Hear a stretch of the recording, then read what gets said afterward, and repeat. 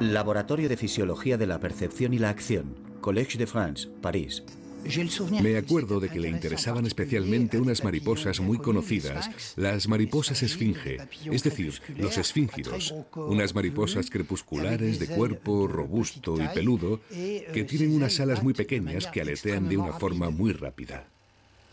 Michel comprendió entonces que el batir de alas de los insectos desempeñaba una función mucho más compleja que las alas fijas de los planeadores o los aviones, pues son instrumentos que cumplen dos funciones simultáneamente. La función de sustentación, es decir, lo que permite volar, pero también la función de propulsión y prácticamente también una tercera, fundamental para el vuelo, la función de equilibrar. Michel quiso llegar al mismo resultado y para eso trató de extrapolar estas soluciones animales a una máquina capaz de hacer despegar al hombre. Es decir, que decidió experimentar con el vuelo vertical. Para ello requería una serie de rotores que aceleraran el flujo de aire hacia abajo. Mediante los rotores que hacen girar unas grandes hélices, Michel trata de reproducir un movimiento equivalente al batir de las alas de una mariposa. Se enfrenta al primer desafío técnico, la sustentación, es decir, la capacidad de mantenerse en el aire sin caer. Pero se topa con una dificultad. ¿Cómo encontrar un motor lo bastante potente como para levantar del suelo un helicóptero que pesa más de 280 kilos?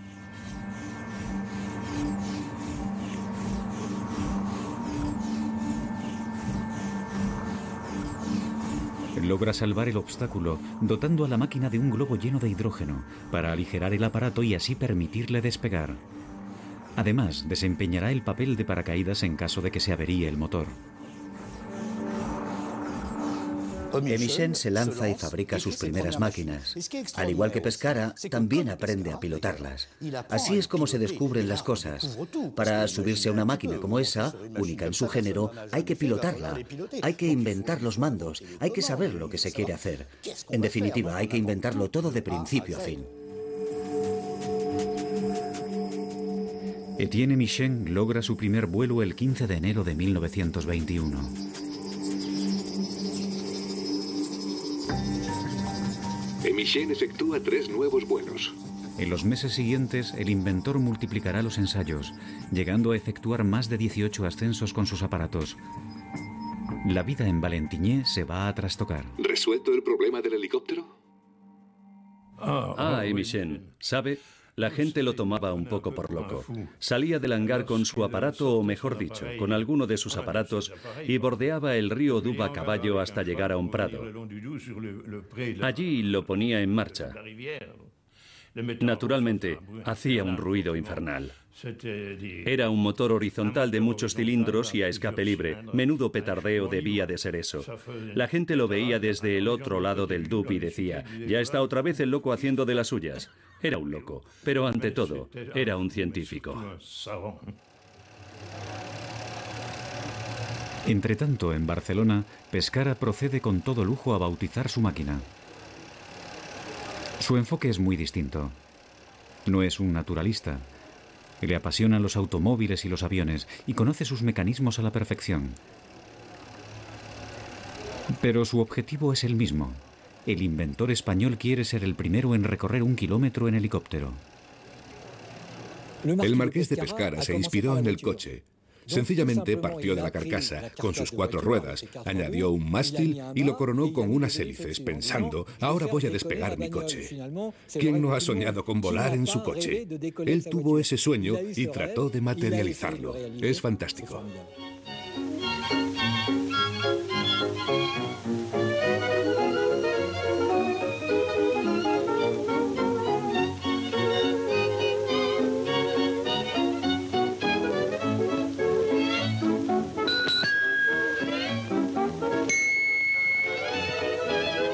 Acompáñenme.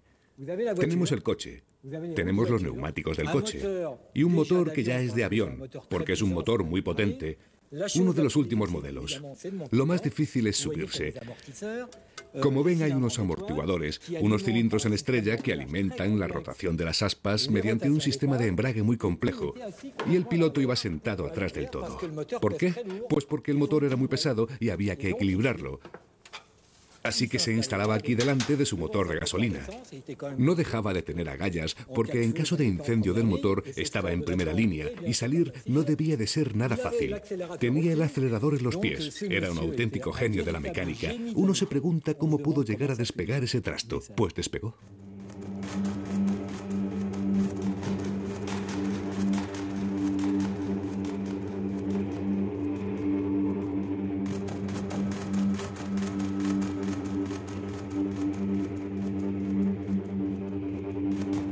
Al principio no se sabe bien quién domina, si es el hombre o la máquina.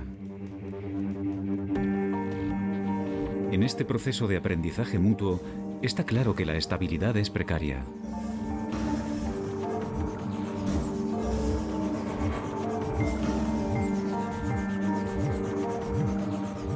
Todos los pretendientes del helicóptero están en las mismas. Pescara no logra controlar su máquina mejor que Emichen. Estas laboriosas intentonas despiertan sonrisas. Ni la prensa ni el cine se privan de burlarse de estos inventores, dispuestos a todo con tal de ser el primero en volar. Tras el Salón de la Aviación, los pioneros de la ciencia. Este modelo ha dado resultados satisfactorios tras levantarse del suelo.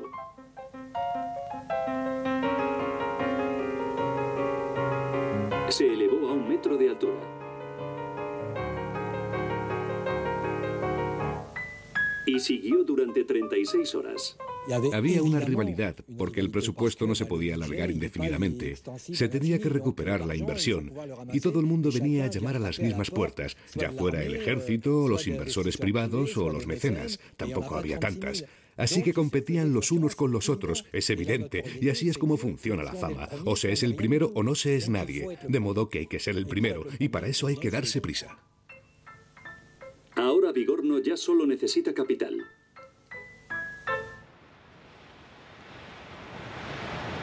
Pese al éxito innegable de su primer vuelo, Etienne Emichen sabe que le queda mucho camino por recorrer. Aún no ha logrado superar el segundo desafío planteado por el vuelo vertical, la estabilidad. Además, ha de enfrentarse a una serie de críticas acerbas. Su primera máquina no era realmente un helicóptero. Como utilizó un globo, algunos piensan que ha hecho trampas. Decide prescindir de él a regañadientes. Pero ¿cómo fabricar un aparato estable y seguro sin la ayuda de un globo? El inventor se adentra en terreno desconocido. El único modelo al que puede referirse es el mecanismo del vuelo animal, el único que permite propulsar un cuerpo en el aire sin zarandearlo.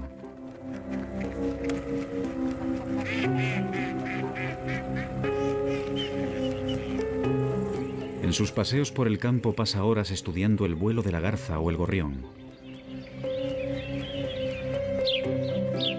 Se interesa por el método de aterrizaje de todas las aves, comparando el acuatizaje del pato con el aterrizaje de la gallina.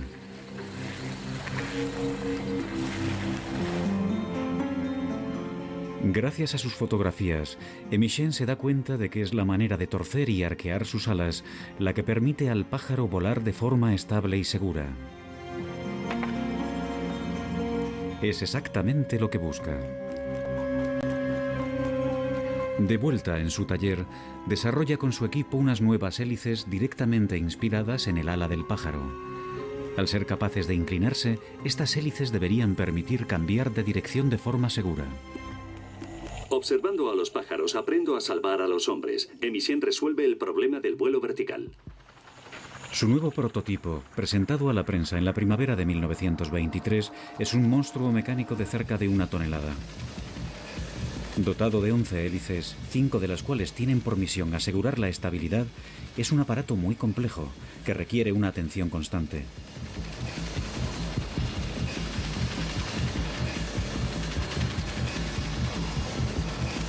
El ingeniero decide pilotarlo y asumir él solo los riesgos. Las pruebas son concluyentes. Consigue hacerlo volar varias veces a una altitud de entre 2 y 3 metros. Alentado por estos primeros resultados, trata de volar más alto y consigue elevarse a más de 15 metros de altura, pero roza la catástrofe. Aquella máquina daba de vez en cuando unos bandazos brutales. Una vez, sobre todo, el bandazo fue tan brusco que se plantó en el suelo a una velocidad aterradora. El impacto fue muy violento.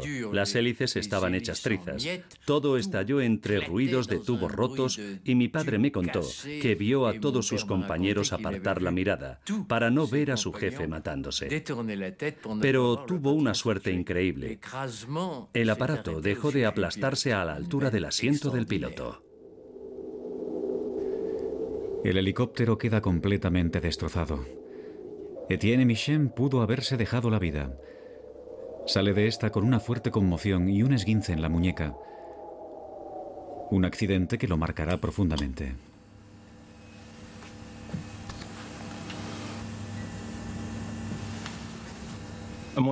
Hace falta una buena dosis de inconsciencia para volar con esto. Es una auténtica fábrica de gas. Tenía bastante mérito subirse a esta clase de máquina. No debía de ser un viaje aburrido. ¿Qué pudo provocar la caída del aparato? Claude Noville, profesor de mecánica en la Universidad Tecnológica de Belfort-Montbéliard, trata de comprender las causas de este fracaso casi 100 años después. En el Museo de Montbéliard, el investigador ha hallado los planos de todas las máquinas de Michel.